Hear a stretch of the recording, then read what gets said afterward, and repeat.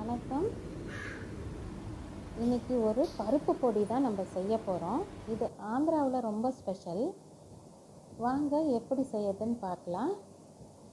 பொதுவாக பருப்பு பொடின்னா துவரம் பருப்பில் செய்வாங்க. நம்ம இன்னைக்கு துவரம் பருப்பில் செய்ய போகிறதில்ல.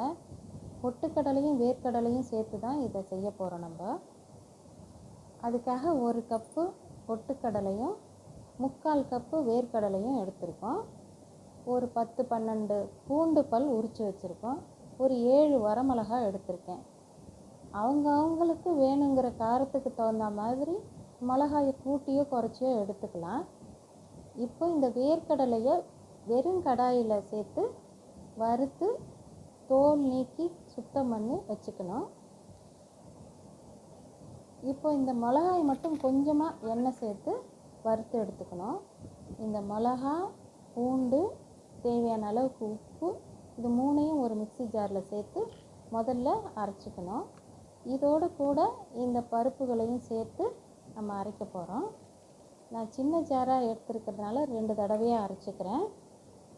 இப்போ இந்த பொடி பண்ணி வந்தாச்சு. இதை ஒரு பாத்திரத்தில் சேர்த்துக்கிறேன். மீதியும் அதே போல் பொடி பண்ணி இதில் சேர்த்துக்கலாம். இப்போ எல்லாத்தையும் சேர்த்தாச்சு.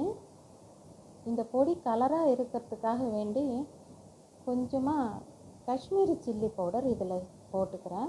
போட்டு நல்லா எல்லாத்தையும் கலந்துக்கணும். இந்த இடத்துல உப்பு சரி பார்த்துக்கலாம். இதில் உப்பு சரியாக தான் இருக்குது. இப்போ பருப்பு பொடி தயாராகிடுச்சு. நீங்களும் இதே மாதிரி செஞ்சு பார்த்து சாப்பிட்டு பாருங்கள். இது சூடான சாதத்தில் நெய்யோடு சேர்த்து சாப்பிடும்போது ரொம்ப சூப்பராக இருக்கும்.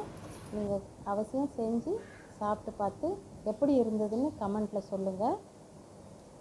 இந்த வீடியோ உங்களுக்கு பிடிச்சிருந்தா லைக் பண்ணுங்கள், ஷேர் பண்ணுங்கள், சப்ஸ்கிரைப் பண்ணுங்கள். நன்றி, வணக்கம்.